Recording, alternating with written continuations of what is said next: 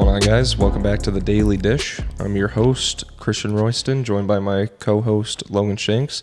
And on the women's side, I'll have them introduce themselves.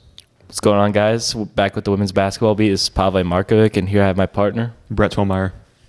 Sweet. We got a big week of basketball to recap and also go into. Obviously, on the men's side, we got some pretty big rivals in the Kansases. Mm-hmm. And then on the women's side, they also took on Kansas and have a pretty busy week ahead of them. So we can start by recapping that Kansas State game. I mean, a lot to talk about. Yeah, and really, I mean, we kind of hit on it. We were talking before, or during the game at least, especially in that second half, where I think I didn't even mention the first half in my article because there's just so much that happened in the second half.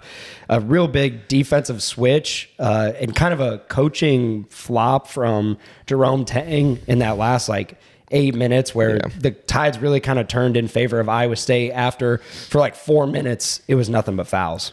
Yeah, and I mean, you kind of expect that with how physical the teams are playing. And, you saw Jerome Tang get pretty heated there, especially even before he got his technical way late in the game. They were going at it the whole game. Yeah. And I mean, when you have both coaches fired up, you have the crowd fired up with the Big 12 refs, the Big 12 atmosphere, fouls are going to be coming. And I mean, it did favor the Cyclones pretty heavily at the end, but I mean, quite a bit of those were, I guess, good fouls that you should call. But, I mean, there was a lot that was just kind of chippiness between both teams. And to go off of that, I mean, that's kind of what Milan was saying in the post-game presser was, they were calling ticky-tacky fouls that, that hasn't really been called in the last couple Big 12 games that Iowa State's played in. But, they like you said, they were good fouls to call. It's just, and other times the refs have swallowed their whistles. But outside of that, that really just helped Iowa State. They shot, I believe it was 27 free throws in the second half.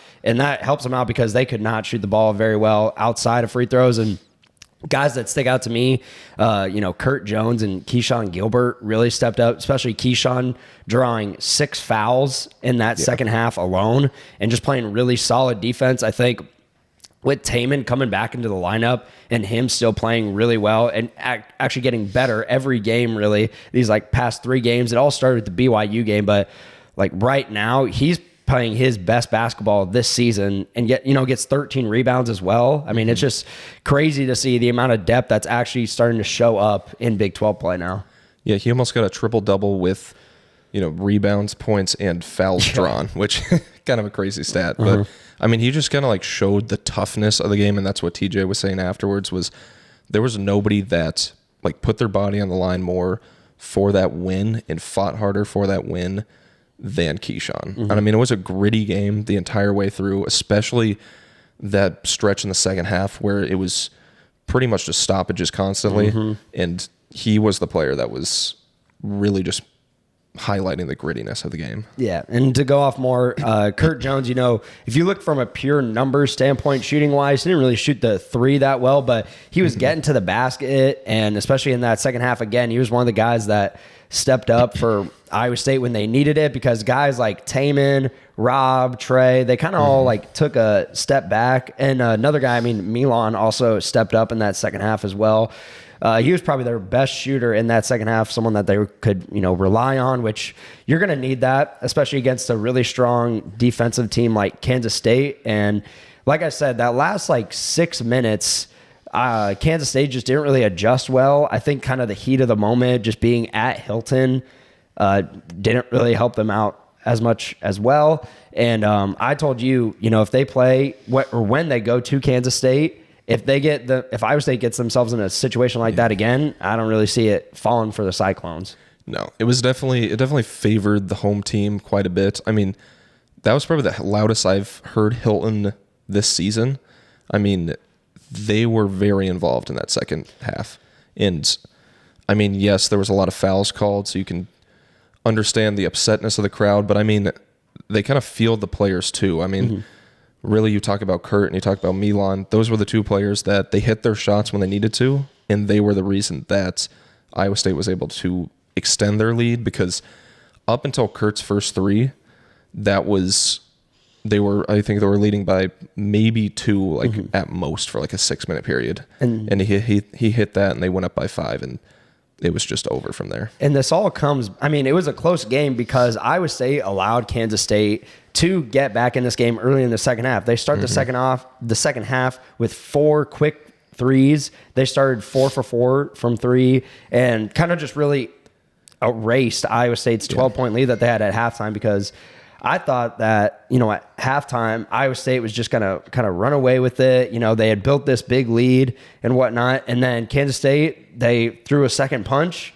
in what I labeled this as, kind of a Big 12 dogfight defensively. And Iowa State worked off of that. But, I mean, they're very lucky that, everything that Kansas State did in terms of, getting more fouls called on them and Jerome just not really adjusting as well as kind of TJ did defensively. But again, you got to give it to, Hilton showing out again. I mean, that was no surprise, but like you said, they just played a huge factor in that win. Mm-hmm. I mean, you talk about that start to the second half. It really looked like Iowa State was going to lose that. I mean, Kansas State was pulling up from everywhere. They were shooting over people, just tough shots. It wasn't even just the open threes. It was the tough shots, and they were hitting them from everywhere. And when that was happening, in Iowa State on the other end, they're maybe settling for free throws, hitting 3 out of every 4, and they're not taking threes or not hitting threes.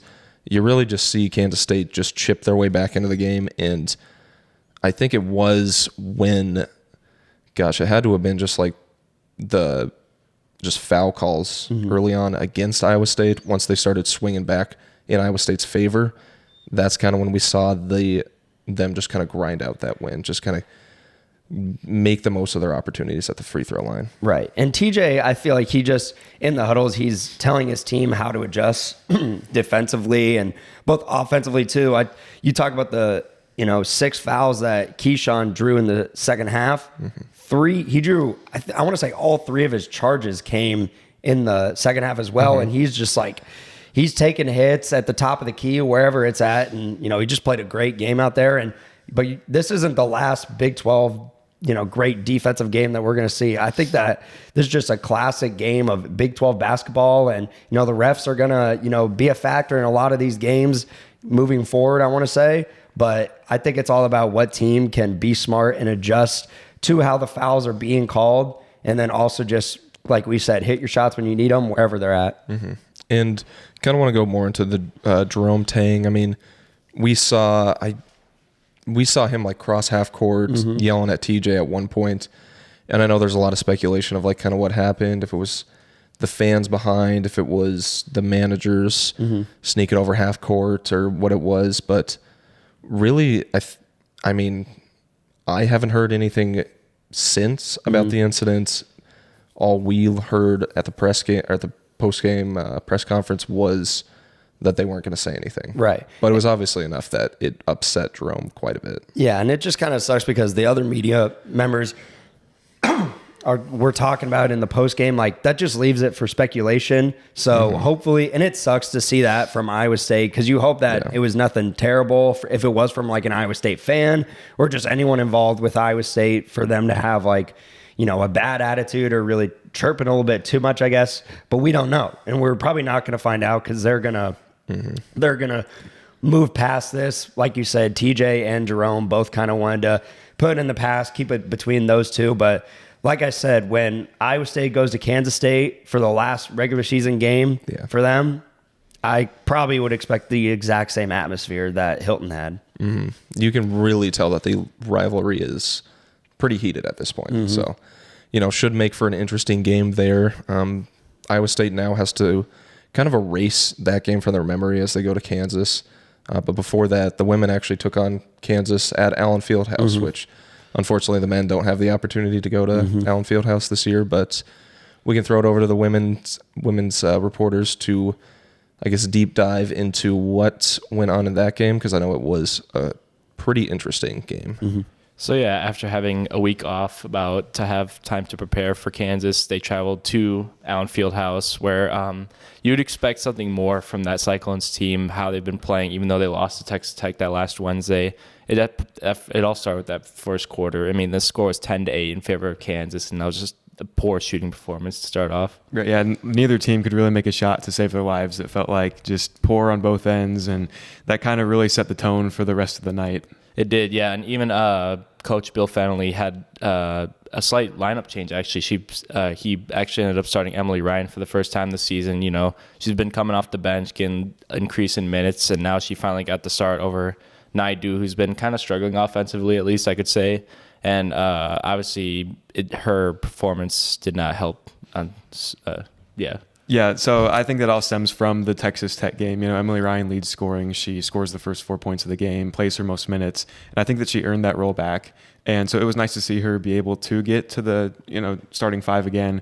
But offensively, it just wasn't there for her, ending up with 0 points. But, she did grab 4 rebounds. She facilitated the ball, got 6 assists. So she's trying to impact the game in other ways in that one. But obviously, yeah, the scoring was just the big thing that Iowa State struggled with. Yeah, and I know this final score ended up being within 2 points. Obviously, the game was close every single quarter. It's like within 2, 1, 1. Like, it ended up down to the wire. It just Kansas pulled ahead, and even Iowa State tried to crawl back in the end, but it's too little too late. But at least one positive come out of this was Audie Crooks once again breaking her career high again, just to show what kind of freshman she's been so far. Yeah, 10 for 23 shooting, grabs 5 free throws as well. And again, just a big, powerful force on the inside when Iowa State needed it most, because the shots weren't falling, from the perimeter. They weren't really making threes as much as they would have liked to. We did see Jalen Bristow, though, in the second quarter. She had 8 points in the game, all coming from the second quarter, making 2 threes, and then another shot, a layup. So I think that performance by her, too, kind of started to maybe spark things, but it didn't really take off as much as it needed to in the second half. I agree. And also I think Bristow, like you mentioned, like how like her performance really like rejuvenated the team, brought more energy to the team. Like you saw the scores tied at 23 at half, but they were down by at least not double digits, but still like a decent amount where to it could be trouble. But her performance just really helped them claw back into halftime. So, I mean, and I also wanted to talk about Ariana Jackson because her defense that night was just impeccable. I mean, she held one of KU's best scorers, Holly Gerskeider, I hope I'm saying that right, to 0 points on the night. And she only attempted one shot, which is a missed layup. And I just couldn't believe what she did that night. Yeah, we've talked about it a lot before that, Bill Finley said it too, that Ariana is their best defender that they have on the team, and she definitely proved it last night. I mean, the team as a collective holding her to 0 points was big, but Ariana being the one who mainly guarded her too. And it was interesting too that, with the Emily Ryan situation of her coming back into the game, that Bill did start her along with Ariana to start the game. I thought that was interesting to have 2 guards in the starting 5. Oh, yeah, I think that was interesting, too. It even threw me off when I first saw the starting lineup. But, yeah, and it just goes back to, I know, obviously, Holly didn't score any points in that game, just not enough to get it done. 3 Kansas scores, went over double digits. And you think after all that time to prepare, I know just it kind of throws you off having that, like, canceled game, getting a free win, kind of throws things off a little bit. But you think, like, they would just go into Allen Fieldhouse and upset, but then again, it's also hard to play at Allen Fieldhouse. Mm-hmm. Yeah, it's tough too when you already consider that, they beat them in Ames earlier this year. Kansas wants their revenge game at home, and for them it happened. And I think too that if the TCU game was played in Ames, that maybe, going back home before heading to this game and then the upcoming ones too, that could have, sparked something in the team, had them energized a little bit more, and knowing that the team, or the fans at least, were behind them. The event was cool that they held with the We Will Collective, but I think that a game at Hilton Coliseum would have definitely impacted the Kansas game more. Quick shout out to Brett too for letting me know that they call Allen Fieldhouse the Fog. I didn't. Yep. You wrote that, and I was looking over. I'm like, did he sit on his keyboard, or I was like, I don't know what the Fog is, but I was like, oh, okay. But it is such a cold nickname. That is so cool. But we don't get to go, so it's fine though. It does go hard. Definitely a great atmosphere out in the Fieldhouse. It's one of those that, I mean, this is the first year in probably like 100 years that Iowa State hasn't played at Allen Fieldhouse. You know, kind of a shame, but that is just conference realignment for you. Mm-hmm. But I mean, they'll be back there at some point. Yeah. And it's definitely a fun atmosphere. And it's the same situation with how Iowa State they have to go to Austin to play Texas, but Texas doesn't come here. So yep, no return of Tyrese Hunter yet. Nope, not yet. Maybe not ever. Yeah, if he tries to go to the keyword tries to go to the NBA again. Yeah, but or next year when they're in the SEC. So I kind of forget about that. He escaped, but that's okay. Escaped. See you in the tournament. That would be an interesting matchup. Yeah, that's true. That's not here nor there. Speaking of Kansas, Iowa State does play their game against Kansas at home coming up, the men's side. So, I mean, gosh, this is just one of those games that's, no matter what, it's probably just going to be an instant classic. Yeah, I mean, every Big 12 team, especially Iowa State, has got Kansas circled on their calendar. Just going to media availability today, and Taman was talking about it. It's kind of like, you know, it kind of just feels like a distaste for each other, almost kind of like the Iowa rivalry where, you know, they don't like us, we don't like them, and you just gotta play the game, see what happens. And, you know, fortunately for Iowa State, it worked out in their favor last year when they played at Hilton. Now, when they went to the Fog, did not work out so well, but what they did well was that was one of those games that Iowa State or TJ Altsberger crafted up, shutting down one of their best players in Grady Dick last year, which they are going to have to hope to do against two really good players. And I would probably say the best duo that Iowa State has faced so far this year in Hunter Dickinson and, gosh, I always blank on his name, but Kevin McCullough Jr. So definitely be interesting to not only have to now shut down one player that's averaging 20 points a game, but another one in Hunter Dickinson, who he transfers over from Michigan to here. And I don't know who they're going to put on him, because it'll be interesting to see if Hassan's going to be the one guarding him. But, you know, he's definitely got that better defense, like above the rim. But Rob and Trey just offer better defense all around from every other aspect. Yeah, it's kind of a weird assignment. I mean, Hassan probably has the best length to guard him, just because, I mean, Dickinson's just so big, and just he gets rebounds, he gets blocks, you know, he gets points. He's just kind of like an unstoppable force on the inside. And that's kind of somewhere that Iowa State struggles with, because, I mean, we've seen like every game in the Big 12 so far. They kind of just let up points in the paint when they happen. You know, they try to stop the balls from getting into the lanes, which is, you know, kind of their bread and butter, is get the turnovers before there's actually opportunities in the paint. But with somebody like Dickinson on the court, there's almost no way to just keep the balls out of the paint. So, right. I mean, we saw what happened against Kansas State when some of their big men were just throwing it down later in the game. And I guess you really just kind of have to foul. But I mean, we've seen Iowa State's big men get into foul trouble pretty much every game at this point. Yeah, and especially the last couple games. Like, I want to say, was it King that fouled out against Kansas State? And then even like, not Rob, but Hassan had 4 fouls as well.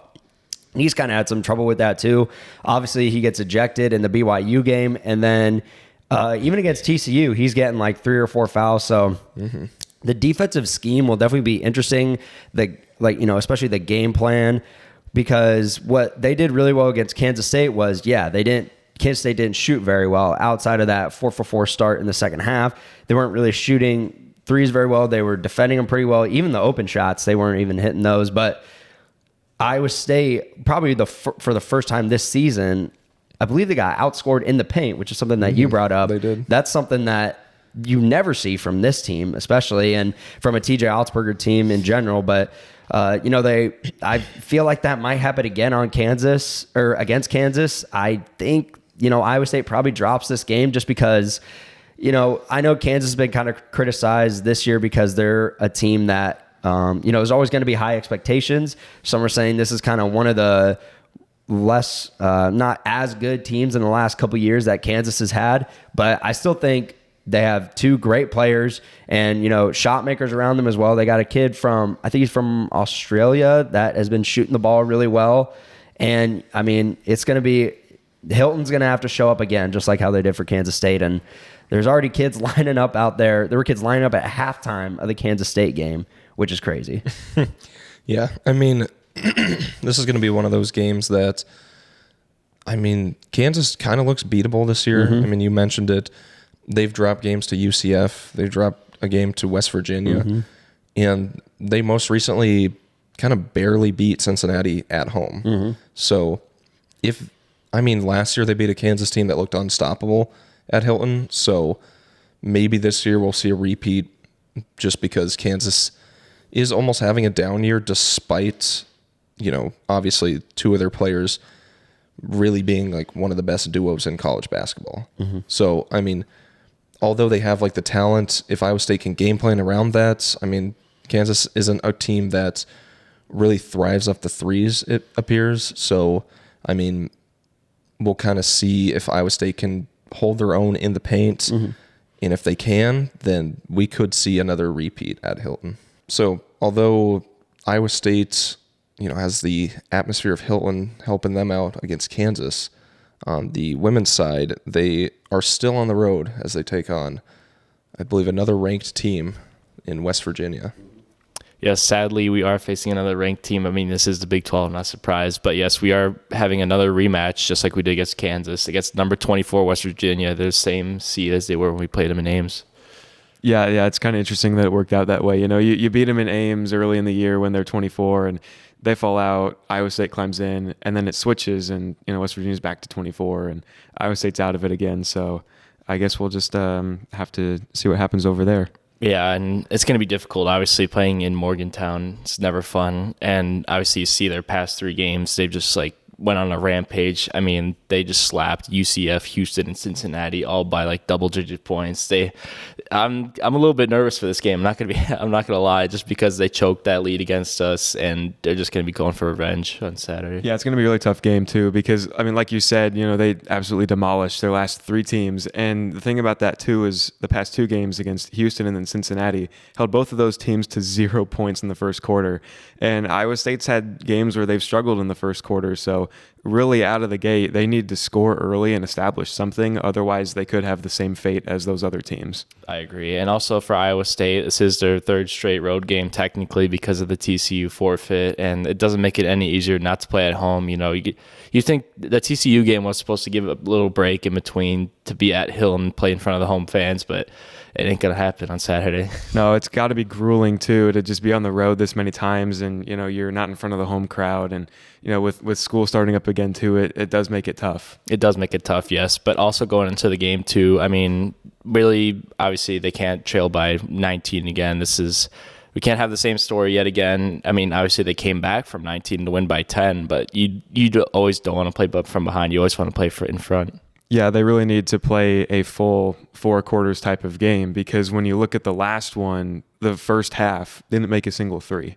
And I know that this team has, they've lived and died by the three a lot. So I think that too, again, just establishing some points early, keeping it close enough, they should be able to at least try to manage this thing and keep it within reach. But yeah, like you said, West Virginia is going to be out for revenge. Yeah, more than ever in this one. Yeah, I agree. And I think a key to obviously establishing those points early is going through the paint again with Audie Crooks. Like you saw last game, she had 22, going 9 for 17 from the floor and 4 for 6 from free throws when she did get fouled. And I think, you really have to do that once again, because I know West Virginia is kind of a smaller ball lineup compared to Iowa State. So, I mean, if they want to go in front again in West Virginia, they have to establish that as one of the keys to the game. Another thing too about that is when they did play West Virginia last time, that was the first game of the week where Audie Crooks ended up winning Big 12 Player of the Week. So I'm not saying it's going to happen again, but you never know. You never know. And also another important thing from West Virginia is they have 3 players that are leading the Big 12 in steals, and I know Iowa State has a problem with turning over the ball, so really keeping ball security is a key if they want to still jump out and can maintain this game if they want to win, obviously.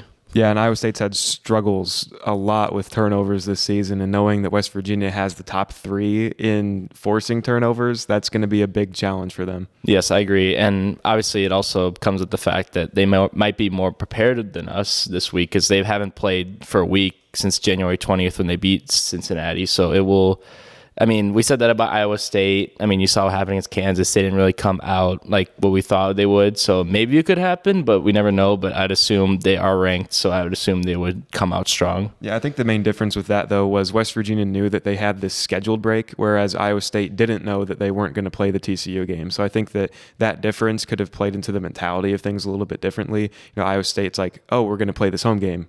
Oh, now we're not going to play this home game. And West Virginia is over here like, all right, we have this break. We know we have this extra time to prepare, and it's going to be a home game. Whereas Iowa State, their next game was on the road against Kansas. One thing you guys also talked about, I mean, we were talking about this on Thursday after you guys went to the press conference following the Kansas game, was the energy factor. So how do you kind of think, I mean, really, I mean, they haven't been terrible on the road, but it's kind of the same situation as the men's team where, you know, you obviously have to take advantage of these home games. And like you guys have said, this is going to be their 3rd road game. They've had this weird break. I mean, what has kind of Bill been saying about like having the same energy on the road? Well, I mean, he kind of talks a lot about of knowing that he doesn't really take... He thinks that the energy is more of like the players. He wants to kind of put that on them. You know, they've got to bring the energy. They've got to bring the effort into these types of games. Yeah, I mean, at the end of the day, it does come down to the players. I know, like, you expect the coach maybe to get them a little fired up, but obviously at the end of the day, you expect the players to bring up their own energy. Like we talked about before, like how Audie was a big energy maker, and Addie, whenever they made a big basket, you saw the energy was up, even especially at home too, which helped.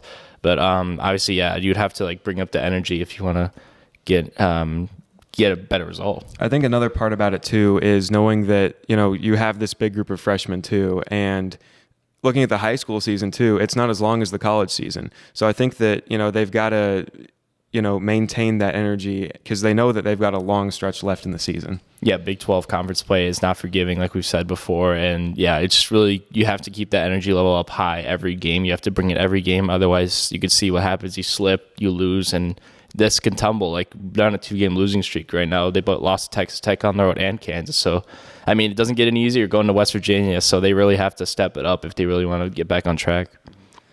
Yeah, and you talk about West Virginia coming off a break. Iowa State on the women's side came off an unexpected break as well. Now the men's side, they have their break after this Kansas game.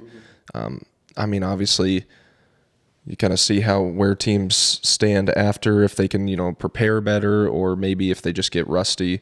I think, Pavle, you brought it up last pod that, what was it, something or rust?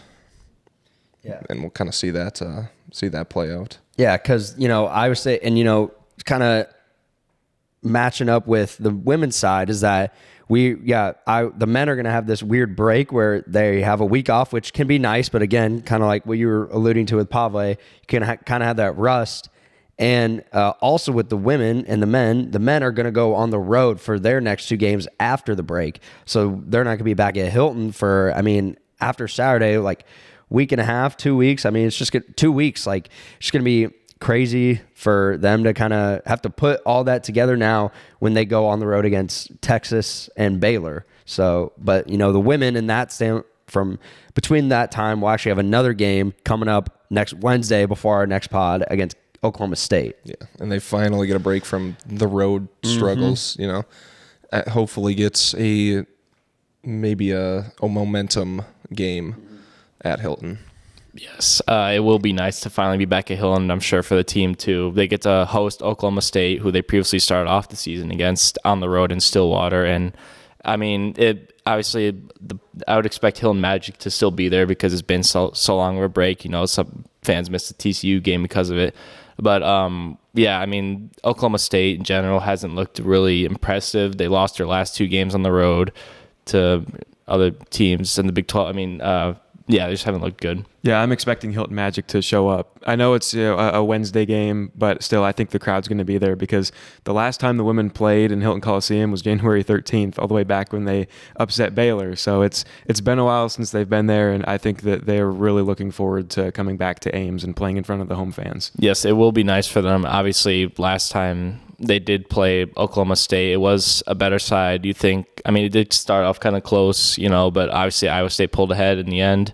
And I think a really big key of it was having Audie and Addie over 20 points in this game. Mm-hmm. Yeah, you had 4 players to score over double figures, and I think Ariana Jackson was a big part of that too. It felt like that was one of her games where she started to really take off and start to become the scorer and the player that we know her as to be right now. Yes, and obviously we will have to look forward to something similar like that. Obviously, more players getting double digits will help, but I know on the defensive side, one of their players, Oklahoma State, Anna Gret-Asi, I hope I said that right, went for 27 that game, and that's just, that can't happen. Have one singular scorer have a hot hand. Mm-hmm. Yeah, you're going to probably have to rely on AJ again to have a defensive performance like she had against Kansas too. Yeah, and obviously Oklahoma State, they do have 5 players averaging at least 10 points a game, and it's just really going to come down to defense once again, really holding it down at home. You just have to jump in front, and we're hoping that they could get it done at West Virginia.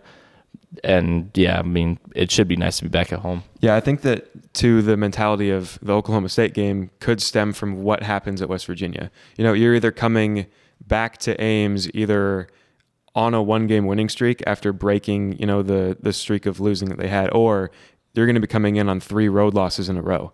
So they're going to be angry if that happens, and they're really going to try to defend the home court because too, Oklahoma State lost the first matchup on the road.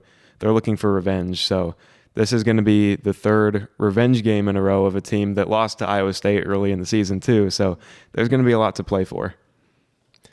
Yeah, and seems like got an exciting week of basketball ahead of us. Obviously got some ranked matchups over the weekend, and then the women's side hopefully gets a solid return home against Oklahoma State.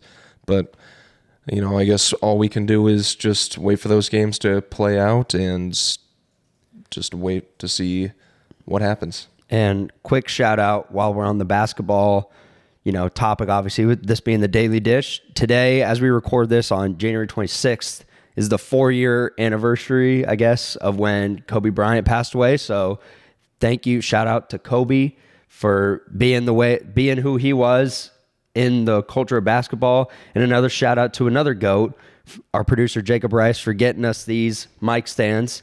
Would be terrible to go this whole podcast without mentioning the upgrades that we're making in here. I'm not sure what movie it's from, but the meme where it's upgrades, people, upgrades. That's kind of Jacob's all robots. Oh yeah, there we go. That's crazy. They know. They knew that. So Cultured. Shout out to the GOATs out there. Yep. Shout out to the GOATs. Well, I guess that'll wrap up another episode of The Daily Dish. Thanks for watching, everybody, and join us again next week when we go over more basketball.